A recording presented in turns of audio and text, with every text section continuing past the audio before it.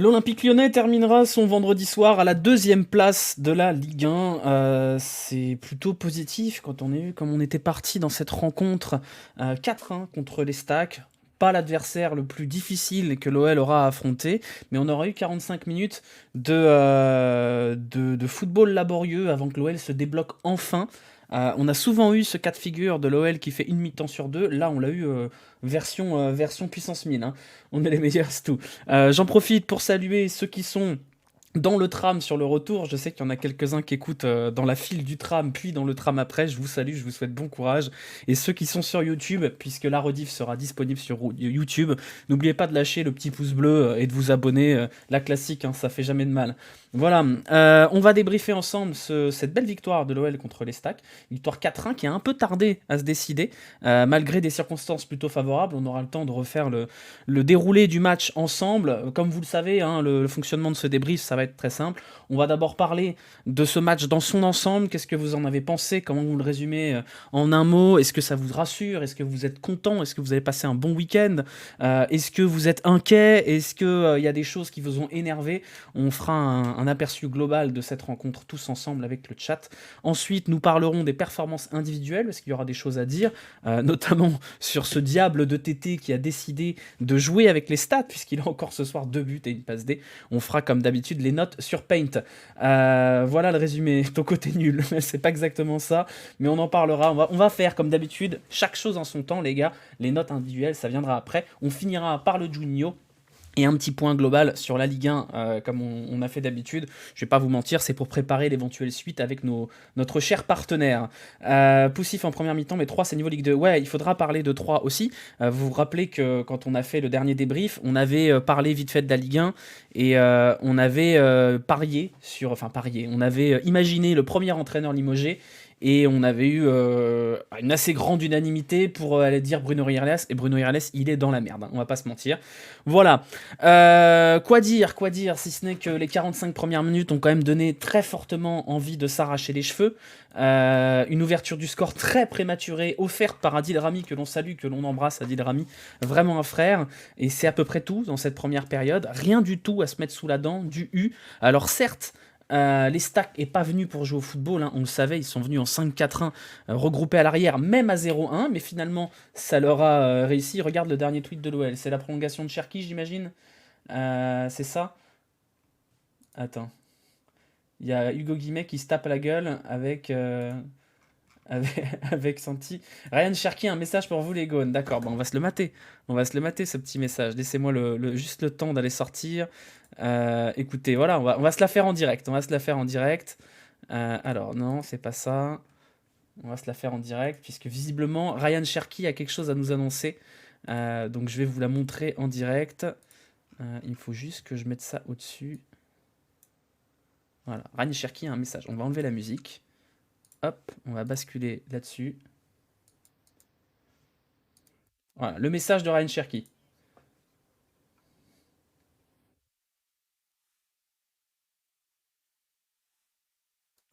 Bon, c'est probablement pas son annonce de transfert au Borussia Dortmund. Le son ne marche pas? Ah merde, le son marche pas, excusez-moi. Salut, c'est Ryan, j'espère que vous allez tous bien. C'était pour vous dire de rester à l'affût. Dans quelques minutes, il y a une belle petite annonce qui arrive. On se dit à plus. Salut, c'est Ryan, j'espère que vous... Voilà, mais si, il y a du son là. C'est bon, ça fonctionne, non? Là, il y a du son. Voilà, let's go, là il y a du son. Donc on va dérouler le Twitter de l'OL, il n'est pas encore prêt. Et bah c'est pas grave, on y reviendra plus tard. Voilà, là c'est bon. Ryan Cherky qui a une petite nouvelle à nous annoncer. Ce sera très très très probablement l'annonce de sa prolongation qui a été annoncée par Hugo Guimet sur Twitter. 2 ans de prolongation pour Ryan Cherky dont on aura le temps de reparler puisqu'il a fait une entrée plutôt remarquée et remarquable, Ryan Cherky. Voilà, résumé du match. Ouverture du score très précoce sur une superbe passe décisive de Adil Rami qui a permis à Alexandre Lacazette de marquer son deuxième but de la saison en 2 matchs. Et derrière, un peu de néant, beaucoup de néant même. Merci Gizmo pour le prime, merci beaucoup. Ah non, c'est Bibda. Ouais. Bruno Irles, c'est le sosie du père de Fiona dans Shrek. Putain. Rien ne remplace Peter au poste de coach, ouais. Non. Derrière, 45 minutes franchement inquiétantes, 45 minutes sans rien en fait, tout simplement, avec un niveau technique assez affligeant, des passes ratées catastrophiques. On aura le temps de revenir dessus quand on fera les prestations individuelles. Moi j'ai trouvé la première mi-temps globalement mauvaise, mais alors Toko et Tagliafico, le côté gauche a été extrêmement laborieux. Tagliafico qui concède un penalty stupide, hein. Très franchement, on fait preuve d'indulgence parce qu'il vient d'arriver et compagnie, mais ce penalty là il est interdit.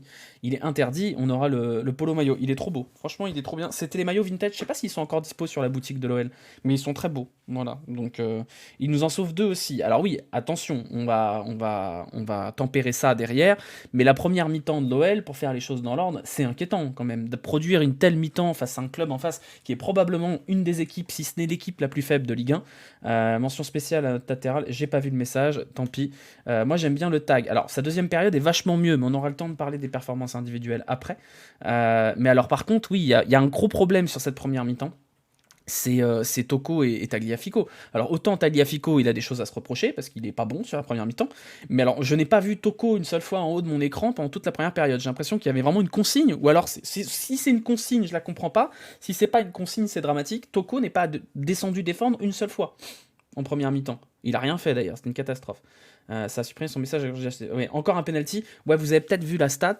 C'est le 6e penalty concédé par l'OL sur les 9 derniers matchs. Et c'est pas un complot arbitral, parce que franchement, les penalties, ils sortent pas de nulle part, ils sont globalement mérités. Le Shadow Striker de folie. 6 penalties concédés sur 9 matchs. Vous vous rendez compte de la balle dans le pied? Merci Penerf pour le prime. La différence technique entre Toko et le reste de l'attaque. Ouais, Toko a été assez en dessous. Alors on va en parler après de ses performances individuelles, parce qu'il a quand même cette superbe passe qui amène le troisième but. Mais les efforts défensifs de Toko sont un peu laborieux. Il y a ce penalty concédé qui nous emmène. Merci Mediup pour les 2 abonnements offerts, c'est fort aimable à toi, merci beaucoup. On a quand même cette première mi-temps extrêmement laborieuse. Au moment où on rentre au vestiaire, moi je suis vraiment inquiet de me dire est-ce que ça va réagir quoi? Est-ce que ça va réagir? Et je me souviens, il y avait Rémus sur Twitter qui disait il y a 2 solutions, soit c'est encore un match désastreux, soit c'est on se réveille et on les défonce. Bah, fort heureusement, ça a été la deuxième option. Mais quand même, ce côté 50%, ça fait des années que c'est comme ça. C'était déjà comme ça sous Genesio, ça a été comme ça sous Garcia. Il y a quand même un problème de fond dans cette équipe à pas savoir tenir un match entier, hein. C'est terrible. Autant le gros penalty est une grosse boulette évitable, il en sauve 2 où Emerson en est toujours en retard. C'est vrai. Non, mais on fera le bilan après. On fera le bilan après. Alors je sais pas, attendez, il faut que je désactive la commande du Tour de l'avenir parce que c'est pas trop pertinent. Voilà, 45 premières minutes laborieuses, puis après, en vrai, il n'y a pas énormément de choses à dire sur le fait que la deuxième période, ils sont revenus en sortant les doigts, ça a tout de suite mis de l'intensité, tout de suite ça s'est mis à jouer correctement, à trouver des partenaires, et là forcément ça fonctionne. Merci Mathéo pour le Prime, merci Uncle Drew aussi pour le Prime, merci beaucoup les gars, ça fait trop plaisir, merci beaucoup. Si on parle de Toko, on doit parler de Tolisso, on en parlera après, vous connaissez l'ordre de ce débrief, d'abord le match dans son ensemble, et ensuite on parlera des performances individuelles. Et je vais vous mettre un petit sondage. Qu'est-ce que vous avez pensé de ce match? Alors hop là, qu'est-ce que vous avez pensé de ce match? Je vais mettre super, rassurant, pas ouf, à chier. Voilà, vous avez 2 minutes. Juste, Audobert fort, ah merde, à chier, j'ai pas le droit de mettre nul. Voilà, j'ai pas le droit de mettre à chier dans un sondage. Pourquoi j'ai pas le droit de. Mais. D'accord, bon bah visiblement, il respecte pas les codes de conduite. Donc je sais pas pourquoi j'ai pas le droit de mettre ce match. De cette rencontre peut-être. Bon d'accord, j'ai pas le droit, tant pis. Ah bon, on m'a mis Coco Latolis. Bon bah écoutez, je sais pas pourquoi ça fonctionne pas, c'est pas grave, tant pis, pas de sondage. Ouais, on fera les performances individuelles après. Est-ce que vous êtes rassuré par ce match? Est-ce que vous avez trouvé ça plutôt cohérent dans l'absolu? Pourquoi la musique s'est arrêtée? Voilà, hop. J'espère qu'on n'aura pas de grosses erreurs individuelles à tous les matchs. C'est vrai que c'est un problème récurrent quand même, hein. C'est quand même un problème récurrent. Merci OL, faut bien depuis. J'ai pas vu le match car alcool coule afro, route princesse, super maillot. Tu m'as l'air bien en forme, Mehdi. Hein, tu m'as l'air bien attaqué. Rassurant, ouais, rassurant vu la réaction. Je suis assez d'accord avec vous. Je suis quand même rassuré par la capacité de cette équipe à jouer au foot. Normalement, cette équipe, elle a, enfin, on a l'effectif pour normalement faire podium, quoi.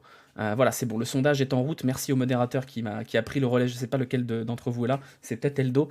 Merci beaucoup. Bon, vous êtes majoritairement OK pour dire rassurant à 74%. Je suis plutôt d'accord avec vous. On a quand même quelques déceptions dans cette rencontre. On aura le temps d'y revenir quand on parlera des performances individuelles. Moi, j'aimerais parler de l'Estac, même si on va pas s'attarder sur l'Estac, je comprends pas le projet de l'Estac, vraiment. Alors finalement, le fait de jouer à 1000 derrière, ça leur a donné raison puisqu'ils ont eu un penalty inespéré, mais même à 0-1, ils continuaient à être 5 derrière, plus 4 devant eux. C'est catastrophique, les stacks, je comprends pas le projet de Bruno Irles, je sais pas comment il espère se maintenir, alors que pourtant il a des bons joueurs, hein. Il a des bons joueurs, il y a Odobert, c'est vraiment pas mal, il y a un effectif qui est pas catastrophique, Mama Baldé c'est quand même une valeur sûre, mais c'est dramatique cette équipe, c'est dramatique. Et ça aurait été dramatique de pas les exploser. Ils jouent en contre avec Kate Speeder, ouais c'est ça, mais l'analyse c'est que très peu d'intérêt, 3 c'est vraiment bidon. Mais en tout cas, 3 avec 4 descentes, je vois pas comment ils se sauvent. Je vois pas comment ils se sauvent. En tout cas, je vois pas comment ils se sauvent avec Bruno Irles. Je comprends pas le projet. L'an dernier, c'était déjà très très laborieux. J'ai regardé la date de PSG 3 pour savoir quand est-ce qu'on va rigoler, parce que je vous rappelle que 3 a pris 9-0 il y a quelques années. C'est le 30 octobre. Donc je pense que le 30 octobre, c'est peu probable que Bruno Irles soit encore là. Le petit Laroussi, très intéressant. Ouais. Mais globalement, ils avaient un côté gauche assez intéressant. Odebert était vraiment intéressant aussi. Il y a des joueurs sympas dans cette équipe de 3. C'est quand même dommage d'en faire une telle bouillie en termes de jeu. Donc voilà. Tardieu, par contre, oui. Tardieu, c'est pas ouf. Ryu aurait sa place dans cette équipe de 3, c'est dire. On a joué contre les deux équipes les plus faibles de Ligue 1. Faut mettre ça en perspective. C'est vrai qu'il va pas falloir quand même comment dire, s'enflammer.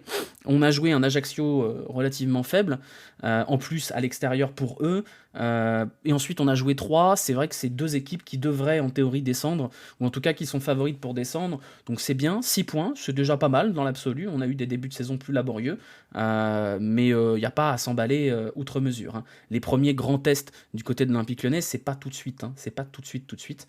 Après quand on jouera les gros, ils joueront pas à 10 derrière comme Ajaccio et 3. Ce sera intéressant de voir d'ailleurs si cette équipe est capable d'être meilleure ou va s'écrouler face à une adversité un peu plus forte. On aura vite la réponse, même si on va continuer à affronter des équipes sans vouloir leur manquer de respect, hein, mais de second rang, puisque le prochain match ce sera contre Reims, et derrière on jouera contre Auxerre, puis Angers. La première grosse échéance de l'Olympique Lyonnais, ce sera Monaco et Paris, coup sur coup, le 11 et le 18. Donc on aura fort à faire à ce moment-là. Quelle date en septembre, le match du PSG? Alors c'est pas encore défini, mais ça devrait être le 18. Ça devrait être le 18. Merci d'ailleurs à Monito pour le Prime, merci beaucoup. C'est le 18 et il est fort probable qu'on nous cale un Lorient au milieu. Donc on va nous caler Lorient dans ces eaux-là, ce qui m'emmerde beaucoup, je vous avoue. Mais bon, voilà. On n'aura pas encore de grosses échéances. Reims, c'est une équipe qui est quand même relativement faible aussi. Auxerre, c'est favori à la descente, on va pas se mentir. Auxerre, c'est relativement faible aussi. Et Angers, c'est laborieux. Donc on est quand même sur 5 premiers matchs pour l'OL. En comptant même Lorient, ça fait quand même 6 premiers matchs qui sont très très très abordables sur le papier. Et on ne doit pas perdre de points sur ces échéances-là. Surtout que bon, la première mi-temps contre 3 nous a quand même montré que c'était pas encore totalement au point. Il y a qui comme équipe forte en Ligue 1? Pas grand-chose. Bah, elles vont venir les équipes fortes. Elles vont s'enchaîner très fort, hein. On va enchaîner Monaco, Paris, Lens, Toulouse, Rennes, Montpellier, Lille, Marseille. Il n'y a pas une seule équipe mauvaise là-dedans, hein. Toulouse, ça joue super bien au foot. Je sais pas pour ceux qui regardent vraiment la Ligue 1, Toulouse, ça joue très bien. Je pense que ça va être une vraie épine dans le pied parce que ça joue un vrai football. Comme quoi, une équipe que tout le monde détestait parce que c'était des fossoyeurs de football, il suffit d'avoir mis un peu de recrutement sympa là-dedans et hop, on a envie de les regarder. On va enchaîner quand même des très très grosses équipes avant de taper du Brest, du Clermont, du Nantes, du Strasbourg, du Ajaccio, du Brest. On a vraiment les montagnes russes. On commence très faible, on attaque une grosse série de grosses équipes et ensuite on se repose à point avant la Coupe du Monde. Ça leur a fait beaucoup de bien la Ligue 2. Ouais, un peu de dopage aussi. Oui, c'est vrai. Toulouse, c'est super plaisant, ils jouent très bien. Ouais, ils jouent très bien, mais ils ont on en parlera après. On fera un bilan de la Ligue 1 après. D'abord, on va terminer pour cette rencontre. Voilà, donc bon, le bilan est pas compliqué. J'ai pas eu le temps de vous faire les stats à la main, donc je vous prépare un petit visuel pour mettre les stats, mais pour l'instant, on les a pas encore. Alors, je vais juste aller regarder si l'Olympique Lyonnais a tweeté. Non, pas encore. On n'a pas encore la prolongation de notre petit pote. Alors, les stats. Hop. Juste les stats du match. Pour regarder ça vite fait. Il y aurait pas dû avoir match, en fait. Merci NCSVR pour le Prime. Il n'y aurait pas dû avoir match. C'est pas normal qu'en 45 minutes, on galère contre cette équipe. Vous voyez que les stats sont sans appel, 16 tirs à 4, 8 tirs cadrés. À la mi-temps, on était à 3 tirs partout quand même, hein. C'est vous dire à quel point ça a basculé en seconde période. À la mi-temps, c'était équilibré. À la mi-temps, il y avait la possession pour l'OL, mais on était à 3-3 au niveau des tirs. C'était vraiment une première mi-temps cataclysmique. Et cette deuxième période a permis de rééquilibrer un peu tout ça. Et finalement, le score est sans appel. On a eu 4 beaux arrêts de la part du gardien troyen. Mais derrière, il n'y a pas eu match, quoi. Encore un péno pris, ouais, encore un péno pris. Et effectivement, Gusto, on reviendra après, mais Gusto, il va falloir quand même le doubler assez vite, parce qu'il va pas tenir 38 matchs comme ça, Gusto, c'est pas possible. Il était malade, ça s'est un peu ressenti, hein. J'aurais bien aimé voir Barcola sur le côté gauche contre cette équipe de 3. Moi, j'aimerais bien voir Barcola tout court. T'as déjà 3 tirs en 3 minutes pour Cherki, on en reparlera après. Toujours pas de but pris dans le jeu. Après, c'est que 2 matchs contre des équipes ultra faibles, hein. Ajaccio, offensivement, c'est dramatique. Et 3, c'est vrai que l'équipe a plutôt pas mal défendu. 4 beaux arrêts parce que Toko rate 2-1v1. On en parlera après. Le tir cadré, c'était le péno. Oui, il me semble que oui, hein.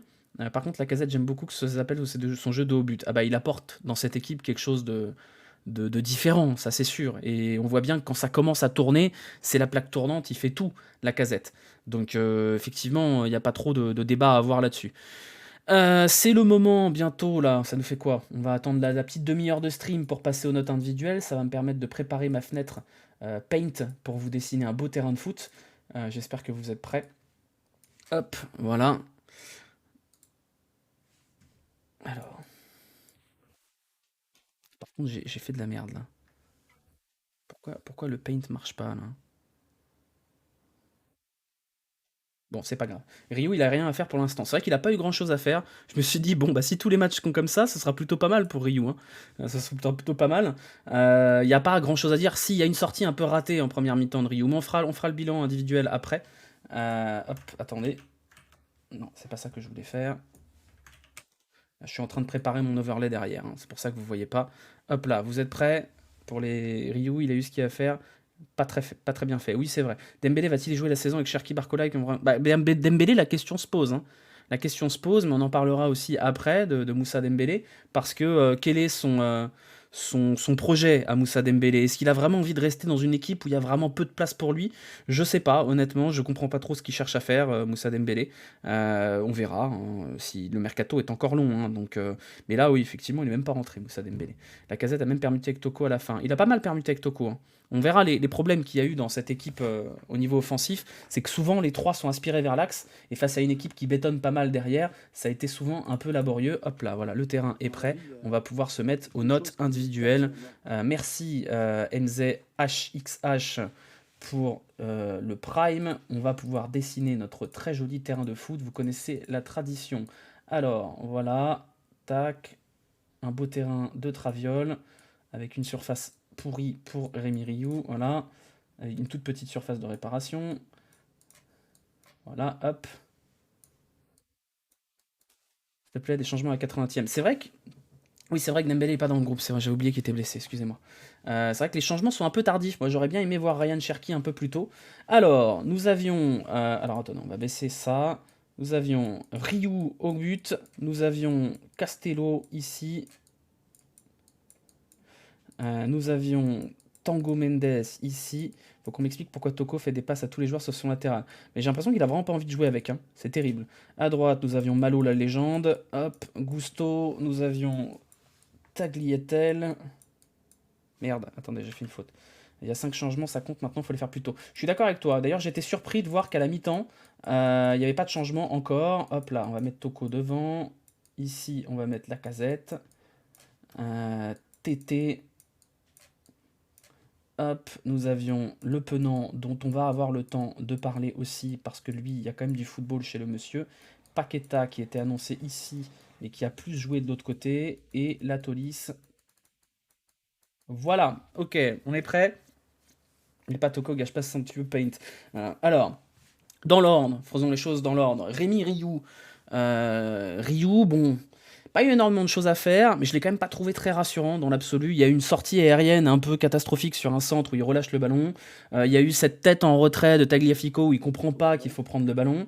Mais qu'est-ce que vous voulez qu'on lui reproche dans l'absolu? Il prend un penalty. Bon, le plongeon sur le penalty est pas foufou. Il n'y a pas grand-chose à dire sur Rioux. On peut pas lui mettre une note terrible, hein, mais pas grand-chose à faire. On va lui mettre 5. C'est un match un peu difficile pour juger les gardiens quand même, hein. J'espère qu'Enrique ne sera pas là, doublon à droite. Ah non, non, pas à droite. 5 flemme de noter, on est d'accord. Tagliafico. Alors Tagliafico, c'est quand même un match en demi-teinte. Alors j'ai vraiment fait de la merde, je sais pas écrire.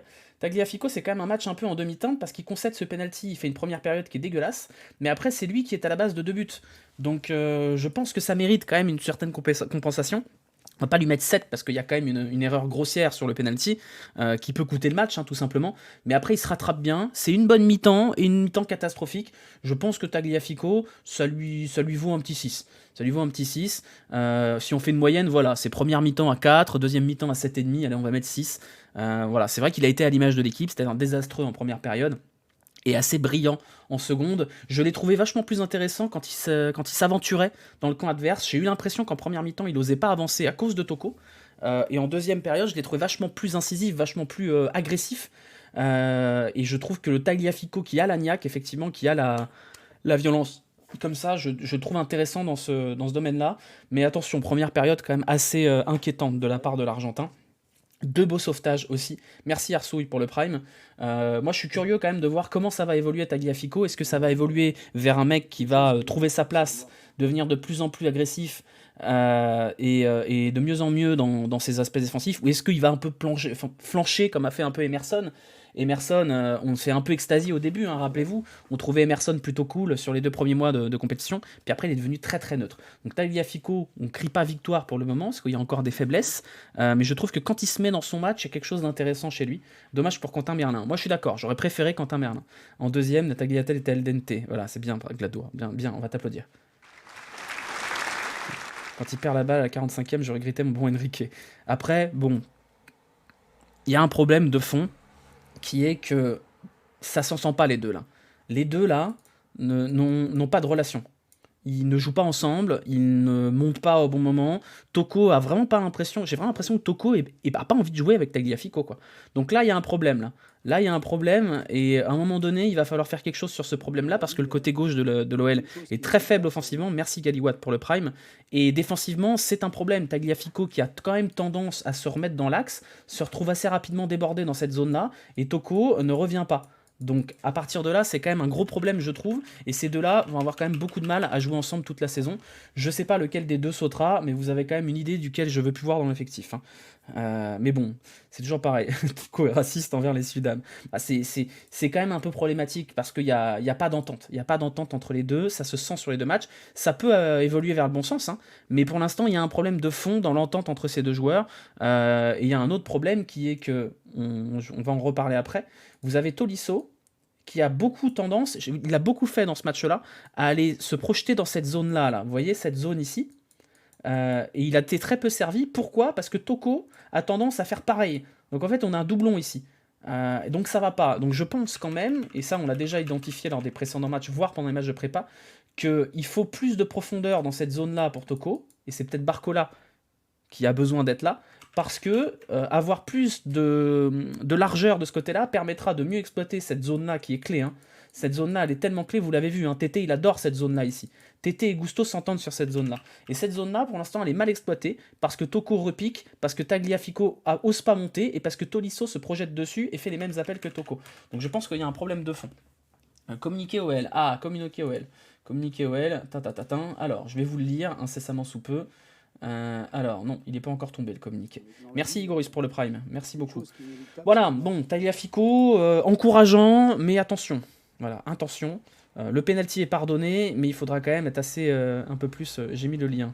Ah, d'accord. Ryan Cherki prolonge d'une saison supplémentaire. L'Olympique lyonnais est très heureux d'informer de la prolongation du contrat d'une saison supplémentaire, plus une optionnelle, qui sera normalement corrélée à des apparitions de son milieu de terrain international espoir Ryan Cherki, désormais lié au club jusqu'au 30 juin 2024 ou 2025, ce sera très probablement 2025, mais grosso modo, on a l'info via Hugo Guillemet que ce sera corrélé à un nombre d'apparitions pour l'année suivante. C'est mieux que rien, mais c'est pas foufou non plus, hein. Je préférais que tu colores le banc pour la zone de Toko dans le futur. Comment ça, milieu de terrain? Bon, il est considéré comme milieu de terrain, à la base c'est un 10, Ryan Cherki. Bref. Castello Luqueba. En fait, ça va être difficile de noter Castello, parce qu'il n'y a pas grand chose. Merci Fight for Crack pour l'abonnement offert. Merci beaucoup. Il faut aussi comprendre sa prolongation, il joue jamais. Moi, je comprends les deux parties. Castello, difficile à évaluer parce que c'est pas lui qui a été en charge de la relance.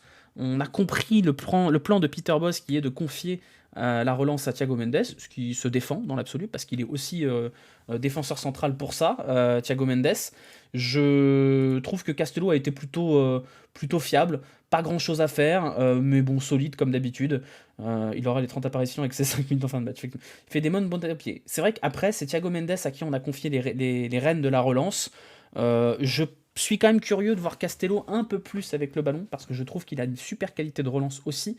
Et je trouve ça presque dommage qu'on laisse le leadership total de cette relance à Thiago Mendes. Il a fait quelques bons de montée pour sonner un peu la révolte et amener un truc devant. Ouais, et puis bon, voilà, c'est quand même inespéré que Castello Luqueba soit aussi fiable à cet âge-là. Moi, je trouve ça absolument fascinant, quoi. Mendes, vous vous rappelez qu'on en a parlé aussi en début de saison, et je vous disais, ok, en défenseur central toute la saison, ça risque d'être un peu léger. Par contre, dans ce genre de schéma-là, et on l'a déjà vu contre Ajaccio, il est précieux, Mendes, quand même. Il est précieux. Mendes, il a quand même cette capacité à fixer et à jouer long qui est intéressante quand on joue contre des blocs bas chiants comme ça, et on va en avoir cette saison. On va probablement en avoir à nouveau contre Reims, on va probablement en avoir contre Auxerre. Je trouve quand même que dans cette configuration-là, c'est intéressant, Mendes. Ce sera probablement pas suffisant quand on jouera contre Kylian Mbappé et contre Neymar, mais bon, dans cette configuration-là, c'est un bon choix, je pense. Et il a quand même une qualité de long ballon qui est assez intéressante, même s'il y a eu du déchet, notamment en première période. Je trouve ça intéressant quand même. Les défenseurs jouent le rôle de milieu face au bloc bas. Exactement, et je pense que c'est l'idée derrière cette reconversion de Thiago Mendes. Je trouve que c'est intéressant, effectivement, vous me citez 6,5. Je trouve que c'est pas volé pour Thiago Mendes, qui a été assez intéressant, même si première mi-temps un peu laborieuse comme tout le monde. Diomandé, ça en est où? Encore blessé? Ouais, Diomandé encore blessé. On sait pas trop ce qu'il a, on sait pas trop quand est-ce qu'il revient. Ça fait un peu chier quand même pour Diomandé. Ça fait un peu chier. Défensivement, il a des errances sur les marquages. On voit quand même que c'est pas son poste. Moi, là où je le vois le plus, c'est sur les centres. Sur les centres, Thiago Mendes, il est quand même un petit peu à la rue. Là, ça n'a pas porté préjudice, mais c'est sa marge de progression, hein. Il doit progresser sur les ballons aériens et les centres, parce que Castello, c'est pas son point fort non plus. C'est là où cette défense peut pêcher, et j'ai peur que quand on tombera contre des équipes qui ont des gros tanks devant, il n'y en a pas énormément en Ligue 1, mais il y en aura quand même, que ça porte préjudice de ce côté-là. J'aimerais bien quand même voir Diomandé un jour revenir, mais bon, on verra. Alors, vidéo OL, voilà. Ah, bah on va se la faire. Et comme prévu, hein. Comme prévu, c'était bien ça, hein. C'était bien Gaël Berger qui a été appelé en urgence pour faire la vidéo. Alors, hop, on va se la mettre. On va se la mettre. Attendez, je vais zoomer un peu. Voilà, vous êtes prêts?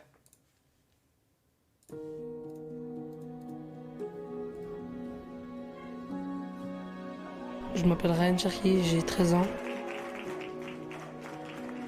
Et je suis arrivé à l'OL à 8 ans. Le Petit Prince, putain. C'est mon club que j'aime.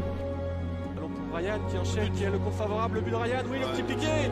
Ça fait 7-0, le voilà, le premier but en pro de Ryan Cherki. C'est toujours une fierté de réussir dans sa ville natale, parce que je connais tout le monde, je suis chez moi, et je suis fier. J'aimerais bien jouer au grand stade un jour.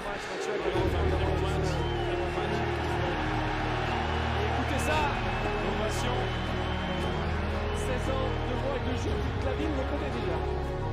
Bruno qui m'arrête sans retrait, Oh, ce but, putain, le but contre Monaco.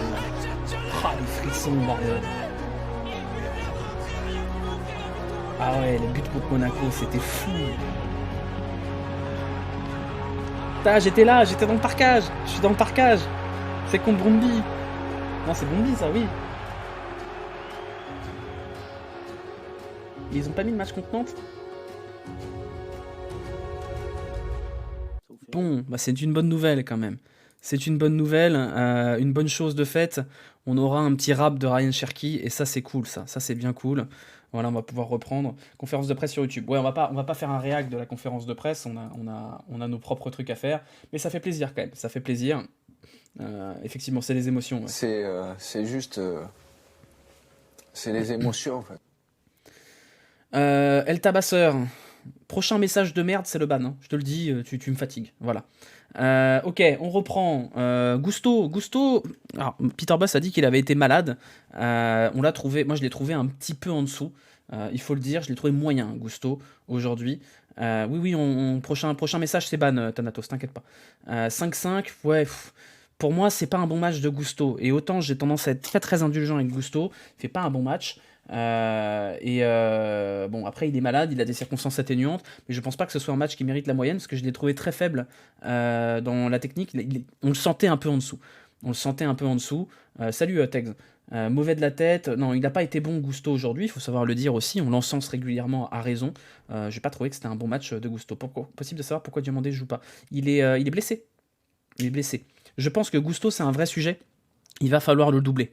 Il va falloir le doubler à un moment donné parce qu'il ne va pas tenir physiquement. Il va avoir besoin de repos à un moment donné. Et pour l'instant, il n'y a personne derrière Gusto. Le remplaçant de Gusto, c'est potentiellement Diomandé ou alors c'est Lomami. Mais ça suffira pas. Il y avait des rumeurs de Fabien Santonze. Il faut un mec comme ça qui va tourner et qui va permettre à Gusto de se reposer parce qu'il ne tiendra pas. Je vous rappelle que c'est pas juste 38 matchs. 38 matchs, c'est pas un match par semaine. On aura la Coupe du Monde au milieu. On va avoir, par exemple, quand on va enchaîner Monaco, Paris, Lorient et tous ces matchs-là à la con, Auxerre, on va avoir des matchs tous les 3 jours. Il va falloir que Gusto soit en mesure de se reposer et à un moment donné, il va falloir le mettre sur le banc ou alors il va se blesser. Et ça va être un vrai problème, ça va être un gros souci. Rappelons les déclats de Santonze. On s'en fout des déclats, les gars. C'est une déclat de débile de il y a 4 ans sur le coup de la colère. On s'en fout. Voilà, on espère quelques matchs de Coupe de France aussi. Non, mais voilà, il y aura des moments où Gusto va devoir souffler. Et je pense pas que Lomami soit prêt. Donc en fait, vendre Dubois a été une bonne chose. Maintenant, il faut quand même remplacer ce poste-là. On peut pas faire la saison avec un seul latéral droit, c'est pas possible. Et il n'y a pas de situation, il n'y a pas de remplaçant, tout simplement. On va pas faire Enrique arrière droit, c'est pas possible. Donc c'est compliqué. François Clerc, il fait quoi? Oui, j'ai vu la conférence de presse, mais on fait notre petit débrief dans notre coin, donc on fera ça une autre fois. Jalais, il est dispo. Non, mais vous avez des potentiels de ce côté-là. Je pense que Fabien Santonze est une bonne idée. Fabien Santonze est un joueur expérimenté, qui a un niveau plutôt correct, qui sera pas là pour être titulaire. Il a 26 ans, c'est une bonne idée. Moi, je le prends, Santonze. Si Deschamps le prend la Coupe du Monde, il va nous le cramer. Deschamps ne prendra pas la Coupe du Monde pour 2 raisons. 1, il déteste les Lyonnais. 2, il n'y a pas de Coupe d'Europe. Donc je pense pas qu'il nous prendra Gusto la Coupe du Monde. Il va y aller avec Mukiele et Pavard et basta. Voilà, donc Tolisso arrière droit, j'y crois pas trop non plus. Si on perd Gusto 3 semaines, on est mort. Ah non, au secours. Santon, c'est un bon jeu, c'est un bon joueur. C'est un joueur fiable de Ligue 1 qui sera prêt. Je trouve que c'est une bonne idée. Je sais pas combien ça coûterait. Il a 26 ans, c'est pas un vieux. Ou Klaus, ouais, non mais en gros, il prendra pas Gusto. Il prendra Pavard, il prendra Mukiele, il prendra Klaus, mais il prendra pas Gusto. Je pense pas. Moi, ça me ferait chier, honnêtement. Ça me ferait chier qu'ils prennent Gusto, et ça me ferait chier qu'ils prennent Cacré, honnêtement. Parce que cette Coupe du Monde m'intéresse pas, et ça va nous les cramer. Donc, il déteste les Lyonnais. Oui, bien sûr que Deschamps, il a quand même un petit problème avec les Lyonnais, c'est connu.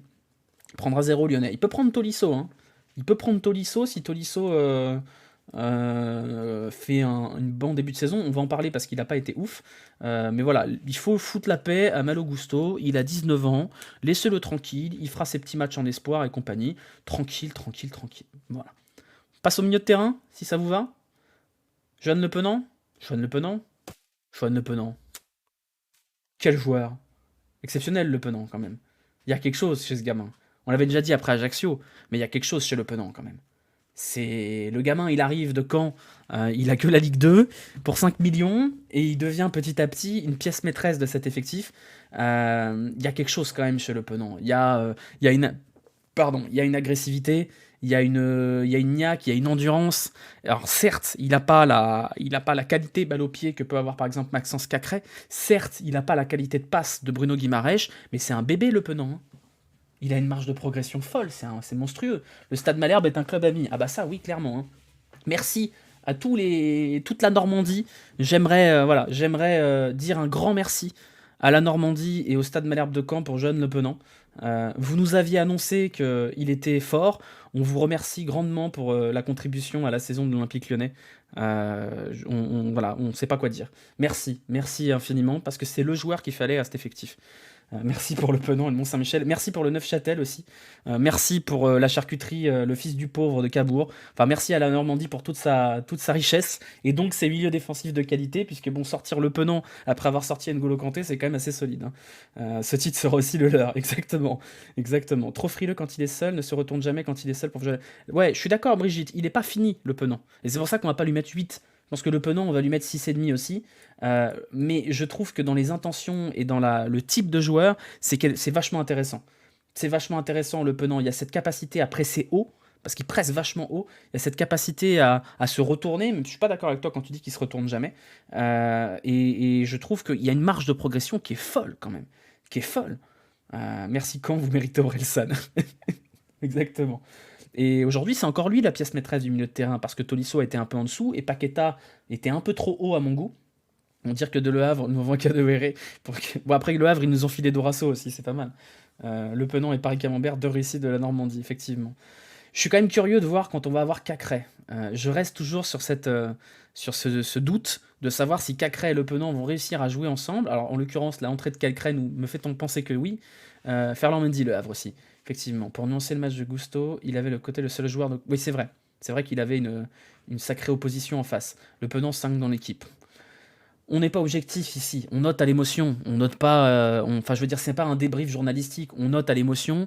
Et moi, je trouve que Le Penant, il crée des choses, il crée des émotions. Et on note aussi à l'encouragement. C'est vrai que le match de Le Penant, dans une mesure absolue, est pas le match du siècle, mais je trouve ça très, très, très encourageant. 6 pour... D'accord, bah, très bien. Je pense que l'OL arrivera à faire 3 victoires de suite. Ça n'est pas arrivé depuis au moins 30 ans. Je suis très curieux de savoir quand est-ce que c'est arrivé la dernière fois, parce que ça doit être l'an dernier. Hein. Par contre, les exagérations de Le Penant supérieur à Cacré, non, faut arrêter. Il y avait un Canet qui se plaignait sur Twitter de se faire insulter parce qu'il avait dit que Le Penant avait un Cacré dans chaque orteil. Je lui ai dit, bah, à un moment donné, si tu veux pas te faire insulter, il faut quand même éviter de dire des débilités de ce style-là. Hein. Depuis quand l'équipe est objectif? Ah bah non, mais, les notes de l'équipe, on est là pour les commenter, mais bon, on sait ce que ça vaut. Tolisso, un peu en dessous, Tolisso. J'ai trouvé énormément de déchets balle au pied, Tolisso. Un peu décevant son match, même si physiquement il est là quand même. Physiquement il est là, il y a eu un tampon à un moment donné sur un Troyen. Le pauvre Troyen, il est parti jusqu'à Chassieux. Hein. Donc je trouve que c'est assez rassurant dans sa capacité physique. C'est-à-dire qu'il a peut-être les adducteurs ou les articulations qui s'ouvrent de temps en temps. Mais je trouve que dans la présence physique, il est là. Malheureusement, balle au pied, c'était pas ouf. Hein. Malheureusement, balle au pied, c'était pas terrible, Tolisso. J'ai trouvé ça un peu moyennasse. Et je suis pas inquiet, mais il va falloir Tolisso qui se mette au niveau parce que ça tape derrière. Hein. Ça tape, donc il va falloir... Tolisso peut très vite perdre sa place de potentiel titulaire face à Cacré, tout simplement. Va y avoir ballottage hein, entre Cacré et Tolisso pour savoir qui occupera ces 3 places. Je pense que Le Penant devient petit à petit un indispensable, mais il y a match pour cette place-là. Cette place-là, elle va être très disputée entre Jeffrey Nedalid et Maxence Cacré et Tolisso. Un Lyonnais qui critique l'équipe, on aura tout vu. Ok, admettons. Tolisso revient. On va voir, hein. On va voir hein, ce que Tolisso est capable de faire. Moi, je le trouve un peu faible. Aujourd'hui, 4, c'est un peu dur parce qu'il n'a pas été catastrophique. On va lui mettre 4,5. Ça me semble à peu près... J'irai un cran en dessous, je pense. On verra. Je pense que Cacré est le titulaire logique hein, à ce poste-là. Merci à tous ceux hein, qui suivent la chaîne. Merci White Panthers, merci Cozy, merci bonne chance Marco. Merci à tous. Hein. Jamais de la vie Cacré Tolisso, c'est un déboulonnable. Je suis pas certain. Ça dépendra de Paqueta, de toute façon. Hein. Paqueta, dont on sait toujours pas s'il va rester. Plus les temps passent, plus Paqueta semble être en mesure de rester. Mais Paqueta peut partir le 31, hein, malheureusement. L'argumentaire en conf de Chirou sur l'apport et la motivation des joueurs remplaçants, parlant du statut de Cherki, est catastrophique. Bon, on va préférer not to speak. Je pense pas que Le Penant soit le titu assuré pour Peter, même après les 2 matchs. Il apporte une certaine forme d'équilibre, Le Penant, quand même. Si tu mets pas Le Penant en 6, je sais pas qui tu mets. Donc, je suis pas sûr que Tolisso ait la caisse pour abattre le travail qu'abat Le Penant. Aouar qui est toujours pas parti. C'est vrai, Aouar ça traîne un petit peu. On peut en reparler hein, de cette fameuse absence pour choix sportif du coach. J'y crois vraiment pas. Aouar a contesté via un tweet auprès du Guillemets. Je crois que Aouar c'est pas du tout sportif. Hein. Je pense qu'on ne veut pas le blesser avant un transfert ou quelque chose comme ça. Boss va se régner à mettre Cacré en 6 si pas de recrue. Je sais pas. Le Penant, je pense qu'il a quand même une bonne carte à jouer. S'il continue comme ça, il va l'avoir, le poste de titulaire. Il a dit sur Prime que c'était pas entraîné de la semaine. Oui, il a dit sur Prime, il l'a dit sur Twitter aussi. Payable en 6 fois, les Anglais sont fous. Oui, bah alors après, c'est ça qui est relou avec les Anglais, c'est-à-dire qu'ils achètent Morgan Johnson, qui a 12 matchs en pro à Sheffield mercredi, là. Ils payent ça 42 millions cash à un club anglais. Par contre, nous, c'est Crédit Sovinco sur 30 ans pour payer un joueur. Et c'est bon, allez vous faire foutre aussi à un moment donné. Hein. Santi a confirmé que c'était à cause d'une blessure. J'ai tendance à croire Santi là-dessus. Sheffield mercredi, exactement. Paqueta, un peu en demi-teinte aussi. Que penses-tu qu'un profil âgé en fin de carrière, Georges Giroud? Non, je pense pas. On n'a aucun vrai 6, je compte pas Mendes, je vois le Pen en 6, il peut vraiment faire son trou. Je suis d'accord avec toi, président Dodo. Paqueta, un peu en demi-teinte, pas mauvais. Pas mauvais, toujours intéressant dans ses choix balle au pied. Je l'ai trouvé un peu haut sur le terrain, notamment en première période où à un moment donné, tu as 3 créateurs dans cette équipe et ils sont tous enfermés dans cette espèce de bloc infâme. Je trouve que Paqueta était un peu moyenasse. Il est remonté en deuxième période, il fait une bonne deuxième période, un peu comme toute l'équipe. Est-ce que le live sera en replay? Oui, le live sera en replay sur YouTube.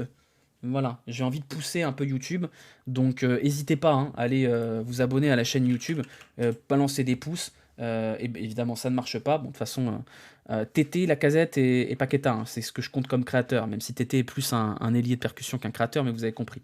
Ouais, ce sera sur YouTube, abonnez-vous à la chaîne YouTube, lâchez des pouces bleus, on a une place à aller chercher là. J'ai vu que le dernier débrief avait fait 2K, on pousse sur la chaîne YouTube, je vais vous mettre le lien là si vous voulez. Comme ça, vous pourrez aller lâcher les pouces bleus et compagnie. C'est hyper important, hein, je vous le redis. Si vous voulez vraiment donner de la force à vos créateurs, il faut mettre les pouces bleus. C'est ce qui agit sur le référencement, c'est super important. Donc Paqueta 6 pour l'ensemble de sa seconde période. Pouce bleu, exactement. Mais j'en attends un peu plus de Paqueta. Il doit être le maître à penser de cette équipe, il doit être le maître à jouer. Et il n'a pas été ce soir, il a été bon, mais ça suffit pas pour Paqueta. Ça suffit pas. Et d'ailleurs, ouais, je pense qu'on va plutôt mettre 5,5. Parce que je pense que c'est un joueur qui est tellement important qu'on ne peut pas se contenter d'une performance sympa mais sans plus. Il joue trop bas. En fait, il joue soit trop bas, soit trop haut. Il est un peu perdu. Paqueta aurait pu avoir 3 passes D si Toko avait les pieds, certes. Il a été neutre. Non, pas neutre. Neutre, c'est un peu dur pour lui. Il n'a pas été neutre, il a été moyen plus, voire bien, et ça suffit pas pour Paqueta. Voilà la commande YouTube. Merci Linux, t'es un roi. Mentalement, il n'a pas l'air à l'aise. Après, c'est difficile, je pense, pour lui de s'intégrer dans une équipe, sachant qu'il ne sait pas où il sera dans une semaine. Paqueta est toujours suspendu à un fil, parce qu'on n'est pas à l'abri que Bernardo Silva s'en aille. Et si Bernardo Silva, on a cru comprendre que Manchester City allait se jeter sur Paqueta, auquel cas ce sera une offre à 50-60, et il partira. Il n'y aura pas de doute là-dessus. Et ça viendra foutre le bordel dans le mercato de l'OL. Satisfaisant, voilà. Sans plus. C'est déjà bien, mais c'est pas... c'est peut-être pas, à mon sens, suffisant pour un mec dont on attend autant. On a le droit d'être exigeant avec Paqueta, plus qu'on l'est avec d'autres joueurs. Et dans le fond, Le Penant et Paqueta font pas un match si différent en termes de qualité, mais c'est normal qu'on surnote Le Penant qui débute par rapport à Paqueta, qui est le joueur clé de cette équipe. Elle est où la profondeur que Toko est censé prendre? Eh ben, elle est nulle part. Ouais, salut, j'ai le son. Comment ça, le son? Sur la rediff? Elle marche, la rediff? C'est bon? Normalement, c'est bon, hein. Mais si Paqueta s'en va, est-ce que la totalité de la compo en attaque va changer? Je pense pas. Je pense que les remplaçants naturels de Paqueta, ce sera Romain Fèvre, ce sera Jeffrey Nadalaïd et Cherki. Je suis même pas sûr qu'on compense Paqueta poste pour poste. Hein. Il a dit qu'il a le live avec le son. Ah, parfait. Ok. Mais vérifiez quand même sur la rediff si ça fonctionne. Normalement, il n'y a pas de raison que ça fonctionne pas, la rediff. Hein. Mais vérifiez quand même que ça fasse pas comme d'habitude. Jamais adhéré à cette équipe. Cette logique, l'équipe 21, on note une performance, peu importe qui en est l'auteur. C'est ton avis. Nous, on note en fonction des attentes. Voilà, Gelson Martins. Elle est pas mal celle-là, bravo Mathias. Alors, je te fais un petit applaudissement parce qu'elle est pas ouf non plus. Hein. Si Paqueta se barre, il y aura surtout une place pour Cacré en 4-3-3. Moi, je pense que si Paqueta s'en va, ça laissera la place pour recruter une doublure à droite, peut-être un défenseur central et un ailier. 30 millions, t'as serré frérot. Non, mais Paqueta, vous êtes fou. Vous. Paqueta, ça part à minimum 40, vous êtes dingue. Mais du coup, ça me répond pas à la question de savoir si j'ai le son sur la rediff, mais c'est pas grave. Tété, qu'est-ce qu'on peut dire sur Tété? Tété, il est trop fort. Un peu de déchet quand même en première période, comme toute l'équipe. Pas dans son assiette. Vraiment à l'envers, Tété, en première période. Je l'ai trouvé vraiment en dessous. Puis bon, bah après... voilà, hein, après, 2 buts, une passe D. Qu'est-ce que vous voulez qu'on dise sur Tété? Voilà, Tété, ça fait chier en fait. Ça fait chier Tété parce qu'il est qu'en prêt. Et chaque fois qu'il fait une performance comme ça, c'est des millions qui doivent partir en plus pour l'acheter à l'été prochain. Donc Tété, bah écoutez, qu'est-ce que vous voulez qu'on dise? Quand il se met en route, c'est quand même un sacré joueur. C'est quand même un sacré joueur. Furakao Tété, il a le nom, les stats et les jeux d'un top 4 C1. Voilà, merci pour les réponses sur le son. La passe D, il chatte un peu. Oui, mais on s'en fout, la chatte, ça fait partie d'un joueur. À un moment donné, il a quand même des stats de porte, Tété. Hein. Monstrueux. La seconde période de Tété, c'est de l'art, les gars. C'est de l'art. Et cette capacité qu'il a de démarrer là, on dirait, alors vous allez dire oh non t'abuses et tout, on dirait le Bertrand Traoré prime, c'est-à-dire on l'a pas eu longtemps mais quand on l'a eu c'était assez fou. Je trouve qu'il a vraiment une capacité de démarrage qui est folle, Tété, folle. Donc voilà, je pense que c'est un problème dans l'absolu qu'il soit aussi fort, parce que à ce rythme-là, il restera pas à Lyon. À ce rythme-là, il va partir ailleurs l'an prochain parce que des gros clubs vont être dessus. Donc j'ai peur que Tété faille en profiter cette année parce qu'on le reverra pas l'an prochain.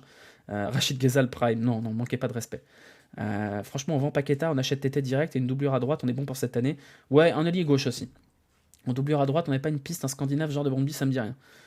Il a déjà été Prime, Traoré. Traoré, il y a une saison, il met ses buts quand même. Hein. Il met ses buts. Hein. Quand il avait la tête à l'endroit, Bertrand Traoré, il n'y en a pas eu souvent. Après, il a perdu sa tête, c'est devenu un poulet sans tête. Mais quand il avait la tête à l'endroit, Bertrand Traoré, c'était fort. Bon, maintenant, c'est plus très fort. Mais bon, sa première saison, Bertrand Traoré, voilà. Hein. Question sérieuse, un live depuis le stade en règle du match, ce serait pas une folie. C'est envisageable. Le problème, c'est que ça demande une connexion potable. Donc, c'est un peu chiant. Cela étant dit, je suis à Lyon samedi 3 septembre pour le match à 19h contre Angers. Donc il y a un monde où je me pose dans un bar du stade pour faire le react à la fin du match. Il y a un monde. Donc on verra. Il n'y a pas le wifi au Formidable Outil. Il y a le wifi, mais il n'est pas suffisant pour faire un react. Après, je pense qu'en fin de match, c'est faisable. Mais je pense que je vais aller me poser pour faire un react, un débrief du match via le stabilisateur à la fin du match contre Angers. On va voir. Prends le match en truc de journaliste.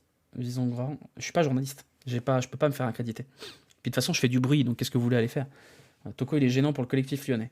Il nous reste Lacazette. Lacazette, c'est toujours pareil, c'est du WD40. Hein. C'est du WD40, Lacazette. Donc c'est pas un match fabuleux de la part de Lacazette, mais parce qu'il y a beaucoup de déchets en première aussi. Tout le monde est sur... Ouais, non, c'est pas possible. Un bon petit 7. Ouais, 7 parce qu'il y a le but. 7 parce qu'il y a le but, sinon ce serait aux alentours de 5,5-6. Il y a ce but, même si ce but, il est pas anecdotique, mais il est offert par Adil Rami. Après, il faut le mettre. Hein. Je veux dire, si c'est Kadewere, je suis pas sûr qu'il soit au fond. Mais bon, on sent la plus-value quand même d'avoir Lacazette dans l'équipe. Il tire tout le monde vers le haut. Ouais, plutôt 6,5. Vous avez raison. Plutôt 6,5, je suis d'accord avec vous. Voilà, ça me semble assez cohérent. Beaucoup de replis défensifs. Moi, je le trouve précieux. Il y a notamment un moment où vous avez Tagliafico ici, qui va dans cette zone-là pour défendre, et vous avez Lacazette qui est remonté jusque là-bas et qui a récupéré un ballon par ici, pendant que Toko se touchait la nouille. Donc je le trouve quand même précieux, il décroche beaucoup, c'est son style de jeu, hein, c'est comme ça qu'il a fait son niveau à Lyon, il est quand même très très précieux, quoi. C'est un beau joueur de foot. C'est bateau de dire ça, mais Lacazette c'est quand même un beau joueur de foot, quoi. Voilà, il peut en mettre 3, il joue à l'endroit, quoi. Il joue à l'endroit et ça fait plaisir, quoi. Voilà, 3 en deuxième, c'est caca culotte. Ah oui, direction la Ligue 2, ça, on est d'accord. Déçu de ne pas avoir Rui Bradley, je suis d'accord. Surtout maintenant qu'on va parler de Toko. Et Toko, on va mettre ça, c'est pour l'homme du match. Merde, c'est pas visible. Voilà, ça, c'est pour l'homme du match. Et Toko, c'est marron pour le caca. C'est le mauvais homme du match. Toko, désastreux, quoi. Voilà, il y a une passe brillante. C'est vrai, il y a cette passe brillante qui amène le deuxième ou le troisième but, je sais plus. Mais sinon, il n'y a rien, Toko. Hein. Oh là là. Moi, j'en peux plus, Toko. Hein. J'en peux plus. Et encore une fois, à chaque fois, je suis obligé de tempérer parce que Toko, à un moment donné, il va se mettre à marquer, il va faire une série et il va finir à 8, 9, 10 buts dans la saison. Mais putain, collectivement, c'est un désastre. Collectivement, c'est catastrophique. Il fait pas les replis défensifs. Toute la première période, il passe pas la ligne médiane. Collectivement, c'est pas bon. Il a été un peu en retard dans l'exécution. Ça a été mieux en deuxième période. Faut le dire, ça a été un peu mieux en deuxième période, mais il y a toujours ce sentiment extrêmement énervant qui joue pour sa gueule, quoi. Il joue pour sa gueule. Il joue jamais avec Tagliafico, il fait les mêmes appels que Tolisso, il est attiré vers le but, on dirait qu'il pense qu'à ses stats. Alors c'est des jugements de valeur, et j'aime pas ça dans l'absolu, mais je trouve que il n'est pas positif dans cette équipe. Il n'est pas positif. Il y a la passe, oui, il y a la passe du 2-1, oui, la passe du 2-1 est très belle, et c'est vrai qu'il y a cette belle passe, mais c'est tout. C'est le seul truc à mettre au crédit de Toko sur ce match-là. Voilà. Et je trouve qu'il y a vraiment très peu de plus-value à avoir Toko dans ce collectif. Maintenant, c'est vrai qu'il va apporter des buts à un moment donné. Sauf que là, ce qu'on attend de Toko avec ce milieu-là, avec un Lacazette qui décroche, avec un Toko qui attaque cette zone-là, avec un Paqueta qui fait un peu des allers-retours comme ça, et avec Tagliafico qui monte, c'est que Toko, il occupe cette zone-là. Et il est jamais dans cette zone-là. Il est jamais dans cette zone-là, Toko. Il est toujours en train de repiquer, toujours en train de réclamer le ballon dans cette zone-là. Sauf que cette zone-là, elle est déjà saturée. Elle est déjà saturée par Tolisso, par Lacazette, et parfois même par Paqueta qui vient se placer par ici. Donc Toko, le problème, c'est que tant qu'on aura des mecs qui utilisent cette espèce de demi-espace-là, tout ce couloir-là, il est déjà saturé. Il est déjà saturé, ce couloir. Et Toko, il faut qu'il reste dans son putain de couloir. Il faut qu'il joue avec son copain là derrière et qu'il occupe cette zone-là. Sauf qu'il a décidé de pas le faire parce que cette zone-là lui permet pas de marquer des buts. Et c'est un problème. C'était déjà un problème contre Ajaccio. Ça a été un problème en prépa aussi. Et si tu le mets dans l'axe, il a pas la qualité technique pour être dans l'axe de toute façon. C'est les fameux half space. Non mais c'est vrai. Je suis désolé. Vous allez dire que c'est des phrases de branle-couille d'analyse tactique, mais ce sont des zones importantes. Et c'est d'ailleurs vous voyez que Tolisso a cette science-là. Tolisso joue quasiment uniquement quand il se projette dans cette zone-là. C'est cette zone-là qui est la zone de danger. Et c'est d'ailleurs cette zone-là, de l'autre côté, où Tété fait son beurre. Tété, il n'est pas ailier. Hein. Tété, il ne joue que dans cette zone-là de la surface. À chaque fois, il est là. À chaque fois qu'il touche le ballon, il est là, Tété. Mais il est là parce qu'on le laisse être là. Et du coup, Gusto, lui, a tout le loisir d'aller par là. Et parfois, il permute. Sauf que Tagliafico, ça marche pas comme ça. Parce que Tagliafico repique dans l'axe aussi, donc ça va pas. Fais gaffe, il va te faire un chute avec le doigt. C'est vrai qu'on a oublié ça. Non, mais ça, c'est vraiment important. Et je pense que même si c'est pas... Je continue de penser que Toko est pas un mauvais joueur de football dans l'absolu. Par contre, il joue pour sa gueule. Ça a toujours été comme ça. Et que collectivement, il empêche les joueurs autour de lui de s'exprimer. Et c'est plus un poids qu'autre chose dans cette animation-là. C'était moins un poids l'an dernier parce que le milieu était moins fort qu'aujourd'hui. Tagliafico prend constamment le demi-espace, également au lieu de dédoubler, car les deux n'ont aucune complicité. C'est vrai. C'est vrai. Voilà, c'est tellement le poste rêvé pour Barcola. Moi, je pense que Barcola a une vraie carte à jouer parce que Barcola, il sait prendre cette profondeur-là, qui est meilleur que Toko actuellement dans notre effectif. Je pense que Barcola a une vraie carte à jouer et que l'entrée de Cherki doit faire réfléchir aussi. Même si, bon, après, Cherki a toujours un peu les mêmes défauts aussi d'être aspiré par l'axe. La note de Toko, il y a quand même une passe. Sans la passe, c'était 2. Mais il y a une passe, donc on va mettre 3. Voilà, ça me semble pas volé. On va vite fait parler des entrants. Il faut que je me les remémore. Parler d'abord de la rentrée de Cacré, parce que la rentrée de Cacré, elle est sacrément costaud quand même. Hein. C'est qu'il manque à cette équipe, Maxence Cacré, quand il n'est pas là. Hein. Il manque à cette équipe. On va pas les noter, hein, les rentrants, on les note pas. Jeffrey Nadalid était pas mal, mais pas suffisamment notable, on va dire. Enrique, pas grand chose à signaler, même si je pense que ça aidera Gusto à se reposer un peu. Mais je pense pas que ce soit une solution viable à droit, Enrique. C'est pas possible. Voilà, les deux rentrées vraiment notables, c'est Cacré, qui en un quart d'heure a quand même montré que cette équipe ne peut pas fonctionner sans lui. Énorme glow-up par rapport à Le Penon, on a un tutier en remplaçant net. Je suis d'accord avec toi, par contre, on peut les faire jouer tous les deux ensemble. Hein. Cacré, ça doit être titulaire tous les jours. Il n'y a pas de débat à faire là-dessus. Cacré, il doit être titulaire dans cette équipe. Voilà, maintenant, est-ce qu'il doit être titulaire? Il y a 3 solutions hein, pour Cacré. Est-ce qu'il sera titulaire à la place de Tolisso? Est-ce qu'il sera titulaire à la place de Le Penon? Ou est-ce qu'il sera titulaire à la place de Paqueta en cas de départ de Paqueta? À voir, je sais pas, c'est des problèmes de riches quand même, hein. On a des gros problèmes de riches, sachant qu'Awar est toujours pas parti pour le moment. Et la rentrée de Ryan Cherki, bah voilà, c'est ça qu'on veut voir Cherki, voilà, on veut de la niaque, on veut quelqu'un qui s'énerve, c'est dommage, parce que si la frappe rentre, là, la frappe sous la barre, la frappe qui explose l'équerre, là, c'est vraiment dommage, j'aurais aimé que pour sa prolongation, il puisse fêter ça avec un superbe but, voilà, Cherki, il y a quelque chose qui est assez agaçant, c'est que quand il fait des rentrées en jeu comme ça, c'est impossible de dire que ce garçon-là, il n'a pas quelque chose de fou, vous voyez? Donc c'est bien qu'il ait prolongé, maintenant il faut que ce truc-là, il soit capable de le montrer de façon constante, sans être stupide sur le terrain, comme il l'a été contre Ajaccio. Mais quand il y aura, et je suis désolé, hein, je suis peut-être un doux rêveur, mais quand il y aura ce déclic de la part de Ryan Cherki, quand il se mettra la tête à l'endroit et qu'il va commencer à jouer dans le bon sens avec l'équipe, je pense qu'on n'est pas prêt. Personne n'est prêt. Mais on n'est aussi pas prêt au fait que ça peut aussi ne jamais arriver. J'espère pas, mais c'est une possibilité que voilà, ce moment, ce déclic n'arrive jamais. Je pense quand même qu'il lui faut plus que 5 minutes pour s'exprimer. Et que là, sur une rencontre qui est pliée, on mène 3-1, 3 et sous l'eau, c'est quand même dommage de faire rentrer Ryan Cherki à la 85e. C'est un peu dommage. Mais à un moment donné, il dit en conf qu'il voulait marquer pour sa prolongation. Bah, s'il a cette niaque-là pour tous les matchs, on prend. Voilà, ce serait bien qu'il ait quand même un petit peu plus de temps de jeu, peut-être 10, 15, 20 minutes, un peu comme Cacré a eu là. Même Barcola dans l'absolu, qu'on puisse voir ce qu'ils ont dans le ventre, ces deux gamins-là, parce que c'est eux l'avenir, hein. C'est pas Toko, Tété, c'est l'avenir si on le signe, mais c'est pas forcément l'avenir. Lacazette est plus tout jeune, même s'il est encore là pendant 3 ans. Moi, je veux les voir, Barcola et Cherki, donc il y a quand même quelque chose à faire là-dessus, quoi. Romain Fèvre, honnêtement, rentrée un peu anecdotique de Romain Fèvre, c'est un peu dommage pour lui. Parce que je sais pas trop ce qu'on va en faire de Romain Fèvre en fait. Hein. Je sais pas trop ce que lui on va en faire. C'est pas un mauvais joueur dans l'absolu, hein. Personne dit que c'est un mauvais joueur, mais aujourd'hui il n'y a pas la place pour Romain Fèvre. Et ça c'est un peu dommage. Il aura, avec l'absence de avec l'absence de Coupe d'Europe, c'est un peu compliqué hein, pour Romain Fèvre quand même. C'est un peu compliqué. Je ne sais pas si on y arrivera avec lui de lui faire une place. Le meilleur qui puisse arriver pour Romain Fèvre, c'est que Aouar et Paqueta soient vendus. Hein. Mais si Paqueta part pas, c'est un peu la merde pour Romain Fèvre. C'est un peu la merde. En plus, il a coûté 18 millions. Ouais, on peut le prêter, je sais pas. Je sais pas. Vidéo Cherki. On l'a déjà vu, la vidéo Cherki. Hein. On l'a déjà vu. Hein. À moins que ce soit une nouvelle. C'est encore lui, il avait autre chose à vous dire. Ah, d'accord. Bon. C'est toujours moi les gars. C'était pour vous dire que je prolonge l'aventure avec vous. On a encore plein de choses à faire. Et j'espère qu'on ira loin ensemble. On va pas la remettre la vidéo. Hein. Hop. Il y a embouteillage pour JRA et Fèvre. Quoi qu'il arrive, hein, il y aura embouteillage. Quoi qu'il arrive, il y aura un peu embouteillage parce qu'ils vont avoir du mal à se trouver, surtout dans ce 4-3-3 qui n'est pas trop favorable à Romain Fèvre. Le départ d'Aouar fera qu'il aura tant de jeux sur la saison. Vidéo très utile. Ouais, très utile, effectivement. Bon, après, c'est bien de faire du contenu comme ça, c'est bien. Bon, voilà pour les notes. Prenez un beau screenshot et ensuite on le mettra sur Twitter. Petit prêt pour Favre. Ouais, mais à qui? Vous voyez, à qui? Je sais pas, hein. On peut noter les entrants en -3, +3. Je suis pas fan de noter les entrants. Si vous voulez, on le fait sur le Jurinho, mais voilà, je suis pas fan de noter les entrants, à moins qu'ils aient vraiment eu beaucoup de temps de jeu, mais là, sur des entrants qui ont grosso modo un gros quart d'heure, c'est pas prêt à Brest. La note de boss, bah, c'est difficile de noter le coach là-dessus. En fait, soit vous le notez sur la prestation globale, auquel cas vous pouvez pas vraiment mettre la moyenne, parce que vous avez une mi-temps désastreuse et une mi-temps très bien.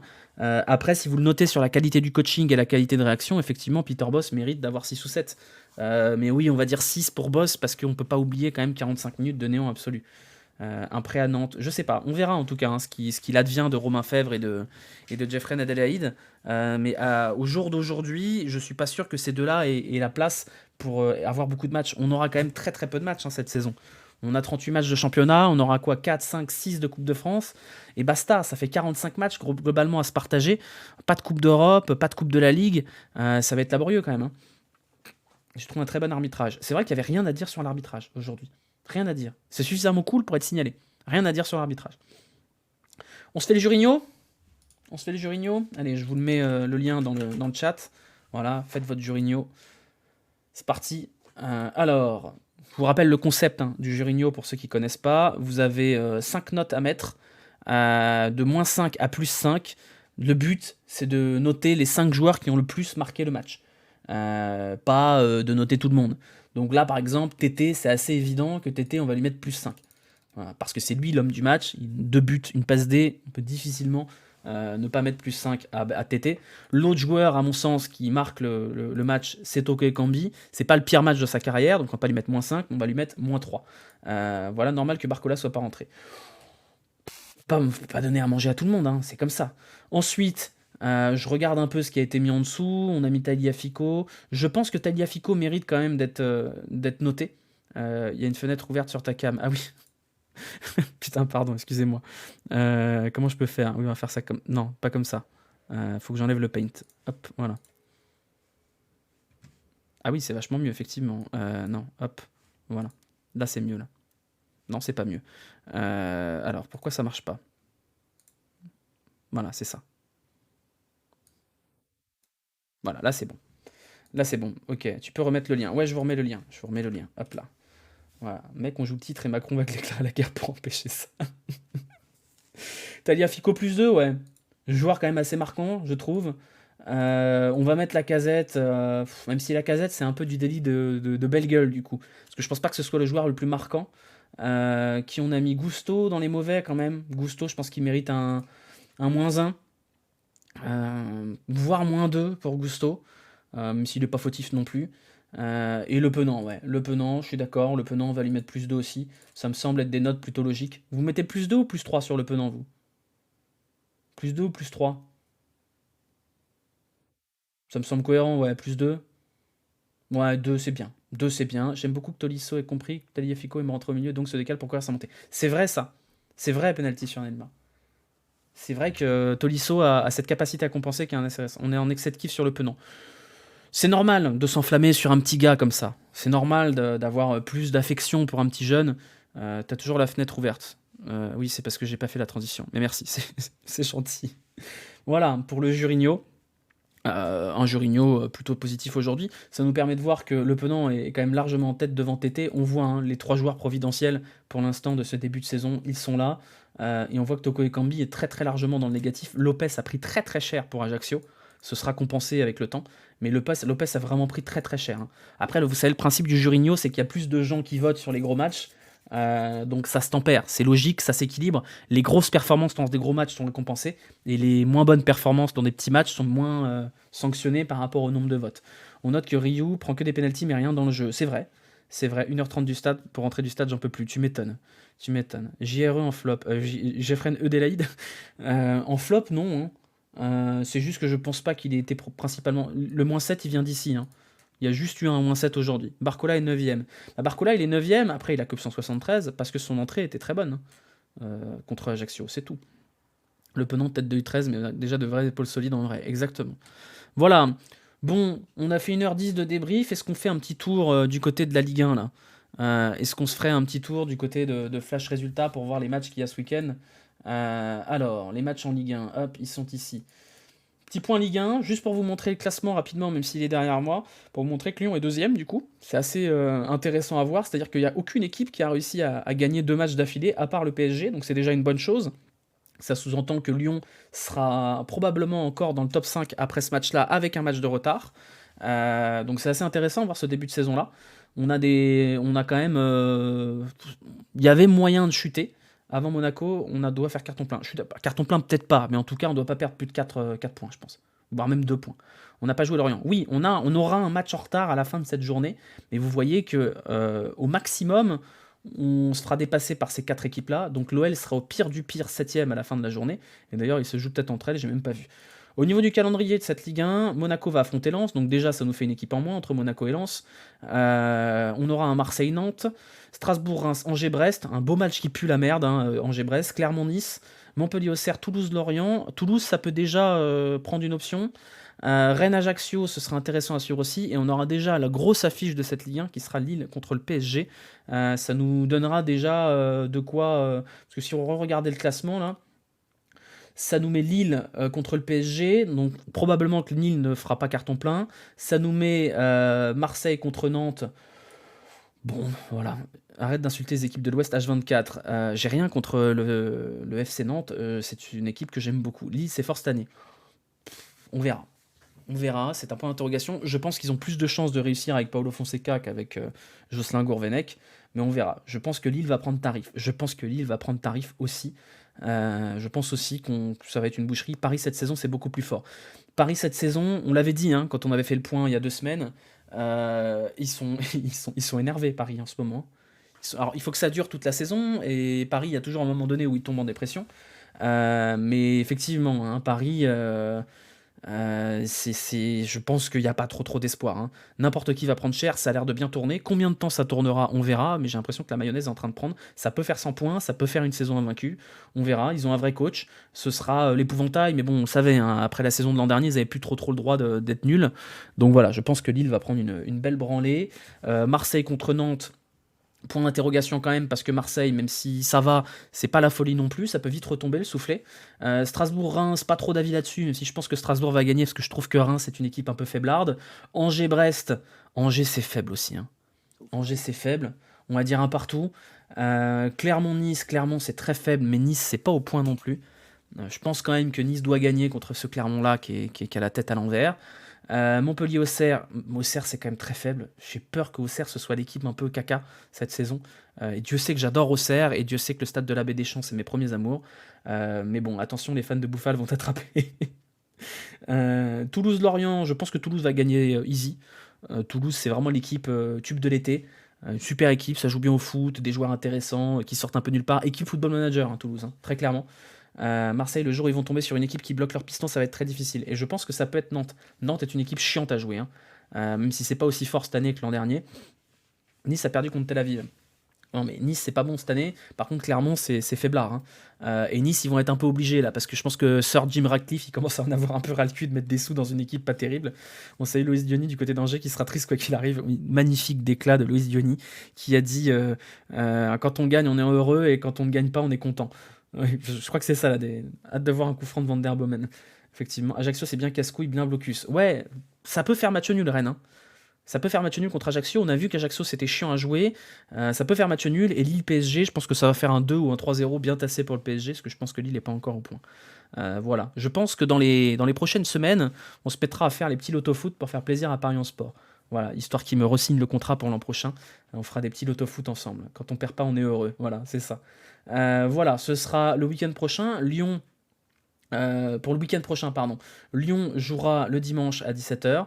Ça nous permettra de faire un débrief à 19h, ce sera très bien. On aura dimanche prochain un gros marathon, hein. On commencera avec le Grand Prix, on aura le Tour de l'Avenir, la Vuelta et la Classic West France. Ensuite, on aura Reims-Lyon et le débrief de Reims-Lyon. Donc on fera 7 heures de live globalement dimanche prochain, donc soyez là. Ineos, c'est Radcliffe. Oui, Ineos, c'est Radcliffe. Ineos qui veut racheter visiblement Manchester United aussi, mais bon, ça c'est des rumeurs.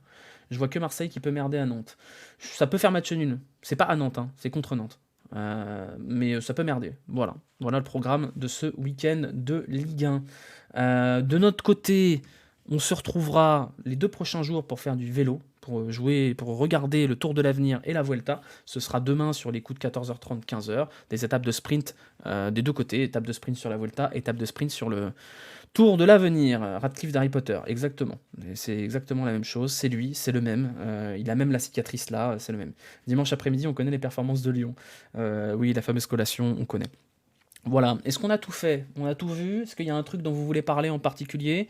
Ou est-ce qu'on est bon globalement sur tout ce qu'on avait à raconter sur ce match-là? RMCO, ça peut gagner. Oui, ça peut gagner. Mais point d'interrogation quand même. Il y aura le replay sur YouTube. Dès que je finis le live, je mets la minia et ça part sur YouTube et ce sera normalement prêt d'ici, je sais pas, d'ici 1 heure, on va dire. C'est la Volta sur quelle chaîne? C'est sur Eurosport. C'est sur Eurosport et le Tour de l'Avenir est diffusé sur la chaîne YouTube du Tour de l'Avenir. Donc on suivra le Tour de l'Avenir en priorité. Un but favori sur les 4. Bon, il y a le deuxième but, il est quand même sympa. Il est sympa le deuxième but quand même. Le premier il est moche, le quatrième c'est un peu de la chatte, mais le deuxième et le troisième sont sympas quand même. T'as fini de corriger les copies? Oui, elles sont corrigées, les notes ont été données. Une moyenne pas ouf de 11,73, voilà, c'est pas ouf. Pas fier de vous les 5 PPA Sport, vous m'avez chié vos partiels, voilà. Jumbo Visma, vomi total, ils ont été écœurants sur la Vuelta, mais bon, on n'est pas là pour parler de cyclisme. Ola Lyonnais arrive à la fin, Fidel Gastro, puisqu'on va pas tarder à se quitter, et on va enchaîner sur un petit live nocturne après, hein, si vous voulez. T'as été sympa quand même. Ouais, j'ai été sympa, ouais. Franchement, j'ai été sympa. Voilà. Rediff sur YouTube. Abonnez-vous à la chaîne YouTube. Abonnez-vous à la chaîne YouTube. Lâchez des petits pouces bleus et tout ça, ça fait toujours plaisir parce que c'est là que je vais essayer de pousser les rediffs. Tout simplement parce que les rediffs sur Twitch sont blindés de pubs et parce que ça me rapporte rien. Un petit motus. Non, pas tout de suite. On cauchemar en cuisine. Ouais, un petit cauchemar en cuisine. Après, on va enchaîner sur un petit cauchemar en cuisine. Juste le temps d'aller pisser. Il y aura 5 minutes d'attente. Mais voilà, ce sera dispo sur YouTube la rediff si vous n'étiez pas là depuis le début et que ça vous intéresse. Pour le reste, je vous souhaite une bonne fin de soirée à ceux qui nous lâcheront ici. Et pour les autres, je vous donne rendez-vous à minuit et demi, le temps de faire l'export YouTube, tout ça et compagnie, de mettre le replay un peu partout. Et let's go. Voilà. Oh non, le terrorisme culinaire. Voilà, je vous souhaite une bonne nuit pour ceux qui vont se coucher et pour les autres, à dans un quart d'heure. Voilà, bisous, à tout à l'heure.